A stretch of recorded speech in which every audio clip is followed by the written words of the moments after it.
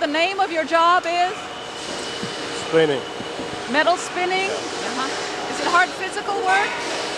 Yeah, it's really hard, How much training did you have to have in order to learn how to do it? You gotta have at least over a year experience. How do you go about learning how?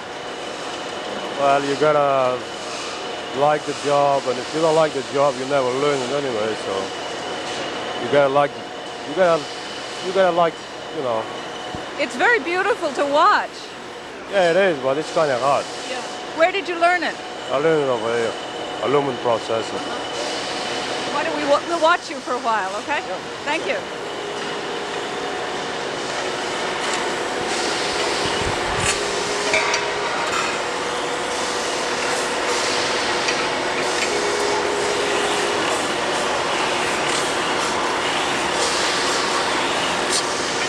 While we're watching him, could you tell us what some of the physical requirements are for this job? Physical requirements, basically, before anyone is hired to this job, they have to be a minimum of 5'8" and 175 pounds, and that is necessary for the physical effort that has to be applied in making the blank piece, which he locks up to the chuck in the lathe, to conform the blank piece to conform to the shape of the chuck when he gets the finished piece, as you can readily see in the filming.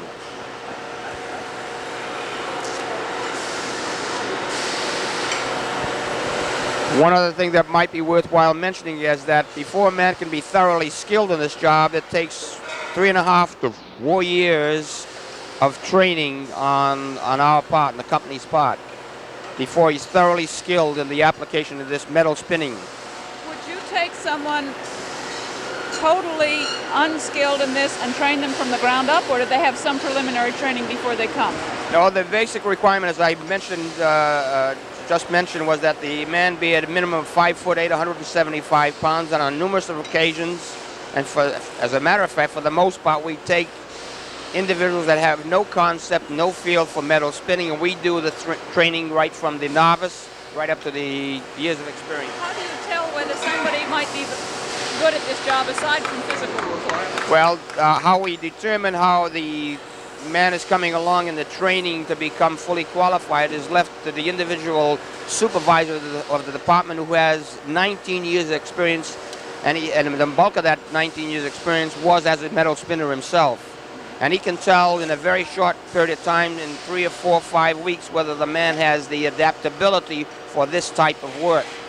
He is guided along. We have lead men that carefully supervise the individuals, give them the proper instruction as to what they should do if they're doing something wrong. There's individual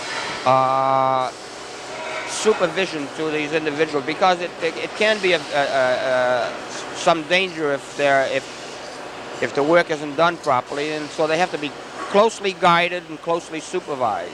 Do you have a special area where you train people? No, they're trained right on the job. As Mr. Lindo here, the operation you're seeing, he was a trainee himself, and he's been with us about 7 or 8 years now, I think.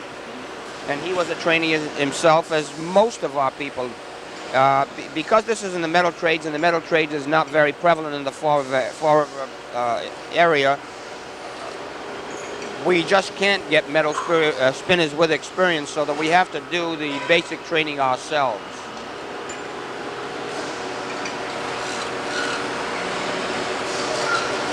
It's a very beautiful operation. It to is. watch. It's one of the things that's nice about it. You can see it from the very blank piece to the finished product in a very short period of time. But there's a great deal of individual skill and decision making that has to be made while he's going through this operation. There's another thing that it seems to be an absolute requirement, is the individual contribution by the person, in that he wants to be an artisan, an artist almost in the work that he's doing. He has to care about the work that he's doing. Thank you.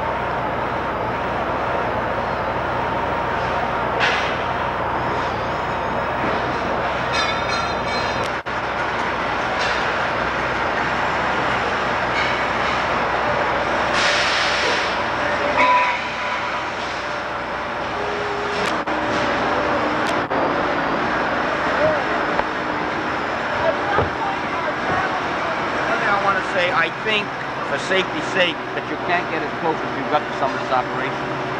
If something were to happen here, the man would be in danger, you'd be in absolute danger. So Okay, well tell me how close I can get to yeah, I tried to tell you, but you were so darn close to me. He couldn't even turn his bar knot as he normally does, and I just can't do that. And when you're getting in with the spaghetti and all that, it's all right when nobody's around, but these fellas start operating, you can't get in that area too. At some point, can you mention on the tape the fact that you bind up the spaghetti and sell it for straw?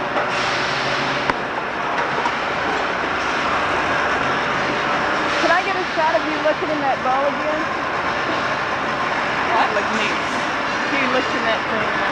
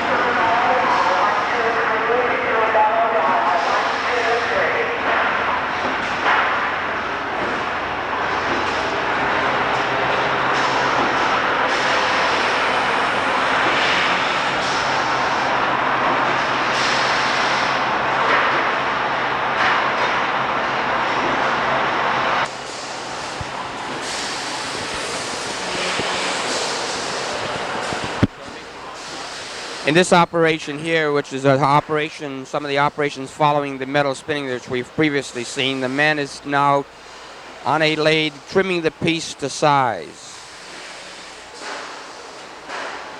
He uses go gauges to check to see that he's trimmed it to size properly. He's removing some of the gauges that are used for trimming from the chuck of the piece.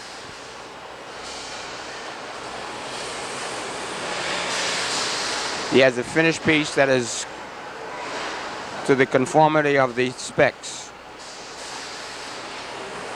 What he's trimming is from the inside of the bottom there? He's trimming the bottom edge flange of the spun piece, and he's trimming it exactly to specified sizes as it comes to the blueprint.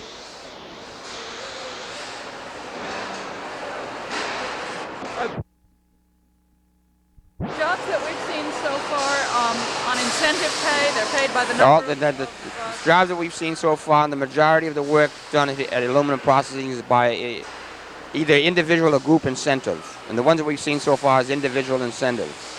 I'd like to also mention some of the trim off that we saw in the metal hand spinning operation, which is nicknamed spaghetti, is bundled up for obvious reasons. It's bundled up and compacted and scrapped, and it's resold back to scrap vendors.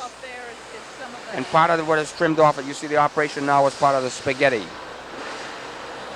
And all of this scrap in the spaghetti form or whatever it may be is bundled and sold to scrap vendors, and we get some return back on it. So that when someone is paid on incentive, are they paid an hourly base rate and then incentive over that, or is it just incentive? no, they pay their base rate with incentive over their base rate. And the plan average now is approximately 28%, so that a man, if he were making $1 an hour, he'd be earning $1.28, just as an example. Okay. And this is October 77. It's October 1977. Okay. Thank you.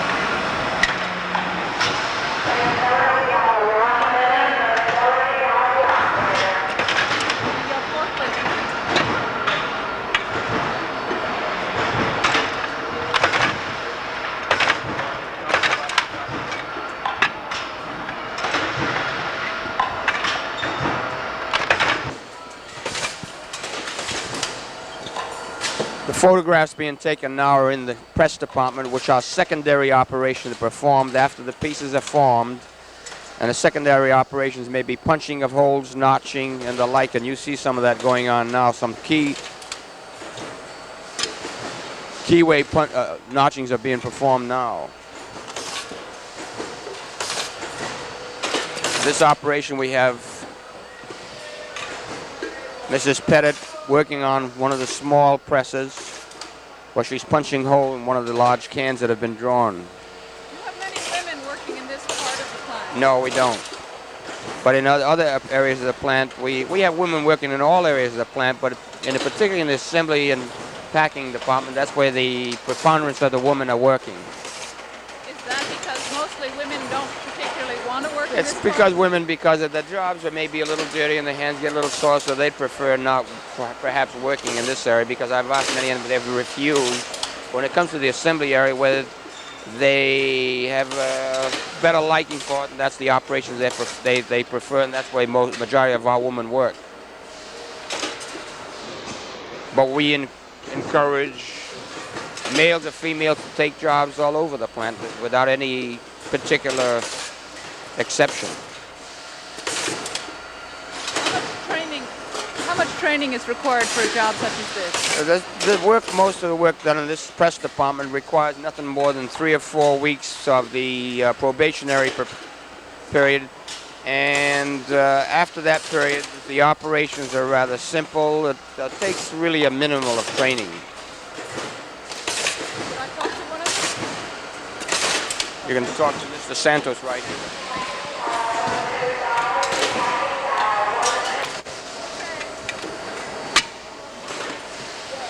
Could you tell us a little bit about your job and how long you've had it? I have 2 years. I like very much the job. How did you get it? I don't know. Did you see an ad in the paper? Or... Yeah, I see it in paper. Did they teach you the job once you got here, or did you have some kind of experience first? No, sometimes I got experience. Thank you.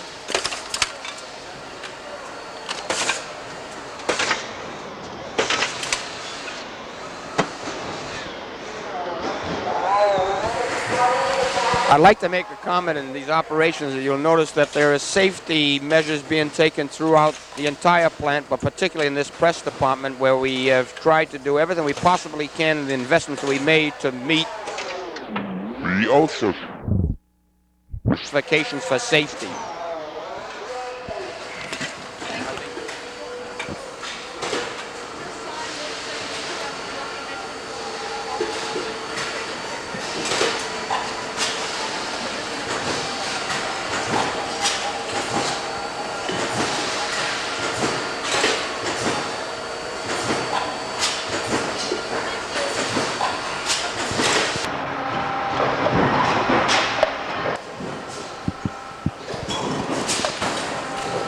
This is another operation where they're punching holes on a different type of a piece of equipment.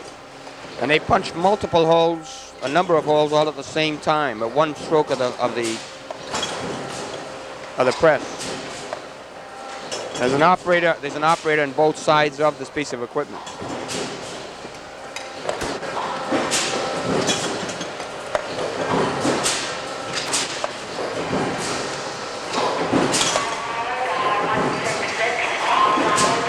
Again, I'd like to mention that these operators are on individual incentives, so that you can measure by the performance of their pace that they're on incentive out to make extra money for themselves.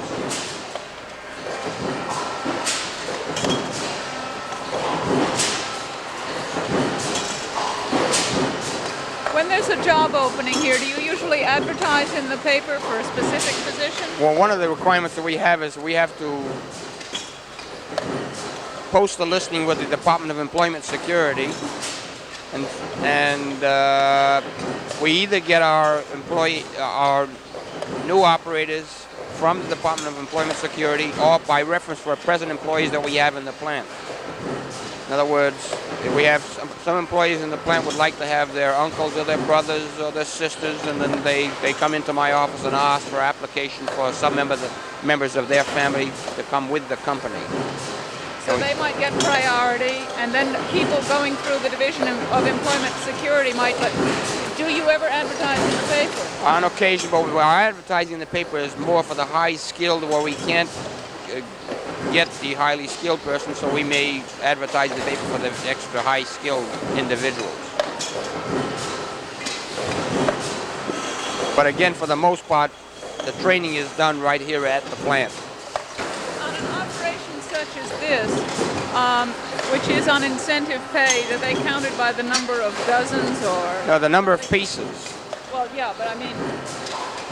No, it's per 100. They get paid per 100. Do they get a box and they have to keep a ticket for each box or something? So No, they keep a run. They may have a run of 500 pieces or 1,000 pieces. So when they've completed the total number of pieces, that's what they get paid on. I see. It's whatever Do the they have to production. keep It's whatever track? the production run is coming through the department. Do they have to keep counts themselves? They No, have they're a ticket or travel something? ticket that comes along with it, so that we have an accountability of all the travels from one department to another, the number of pieces performed, I see. the operations performed on the pieces. And there's a travel ticket telling you what operation is to be performed, which just comes from a process sheet, as well as the number of pieces to be processed. Thank you.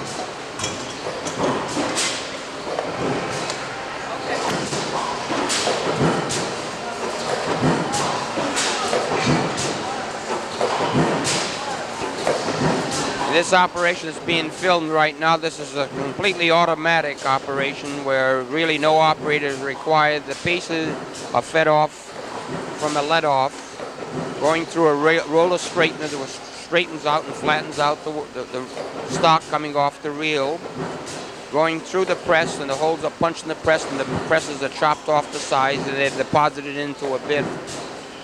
All we have in attendance, occasionally checking on it, is a setup man to check that the machine is running properly and there's no breaches in the operation. How much training would he require? A setup man requires quite a few years of training, experience, and perhaps in the order of 4 or 5 years before he's completely adaptable to all types of equipment that we have in the department. So even though this job is thoroughly automatic, it still requires a skilled man to know how to run the machine, which obviously is very complex. Well, the machine is complex, and he's not really running the machine. He's just taking spot checks on the equipment to see that the stock is fed off properly, and there isn't any binding of the stock coming off the reel, so that there isn't any broken punches or something is not going wrong with it. Is this man responsible for watching other machines as well as this one? This man is actually responsible for setting up other presses so that operators can work on them. How many machines is he responsible for? Well, he just keeps busy all day long, so whenever a job is completed in a particular press and an operator is finished at a particular press, he has another press set up for them, so that operator loses no time going from one operation to another power press. So that He has to be familiar with a great deal of different kinds and varieties. absolutely has to be familiar with all types of equipment that we have in the department and setting them up to keep operators busy going from one press to another, so that they have no lost time.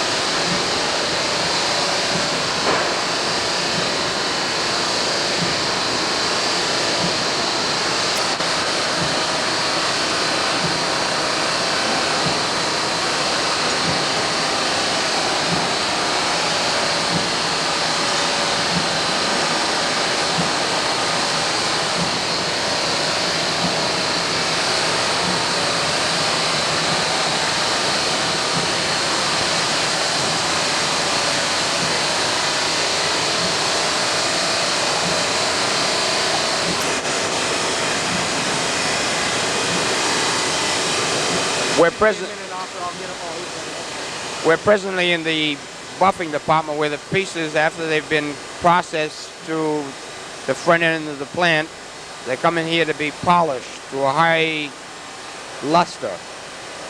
The operation that's being observed now on film is one of an automatic operation where the man takes the piece, locks it up on a chuck,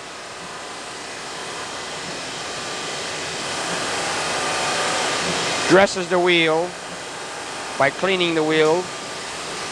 Turns on the switch and the piece is advanced to the machine automatically.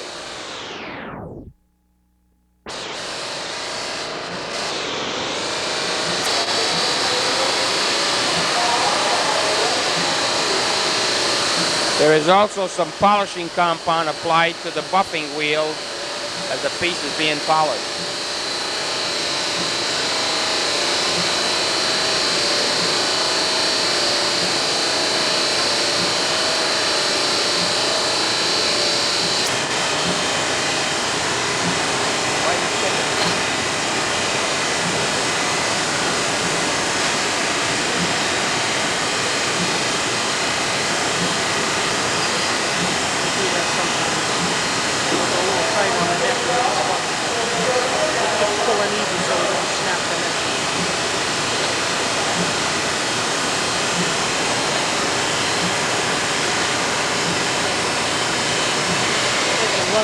That wasn't running, was it?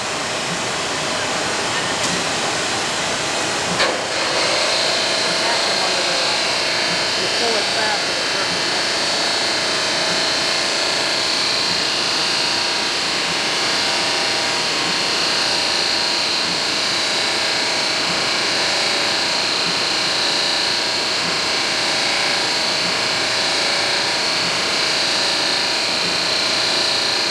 In this operation here, principally the neck of the shade is being polished. The lower part of the shade will be polished at another operation.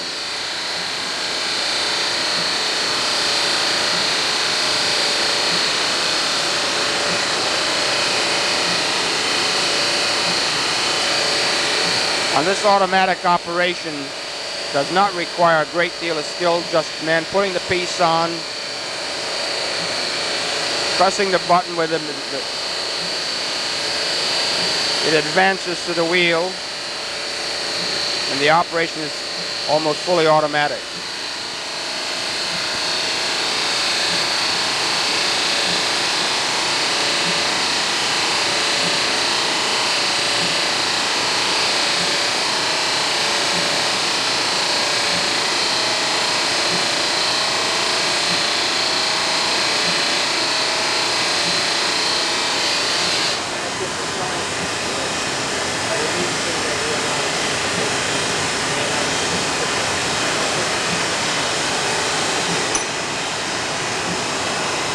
You want it in circle if I use 50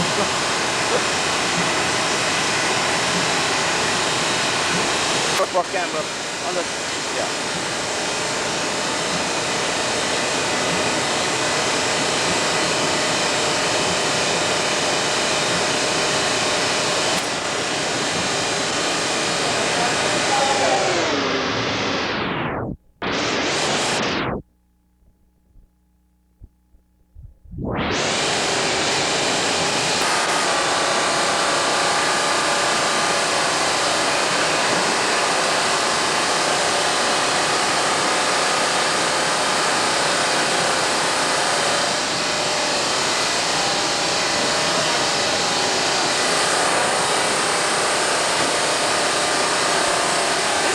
get him on the other side so you can see what he's doing. You just get it.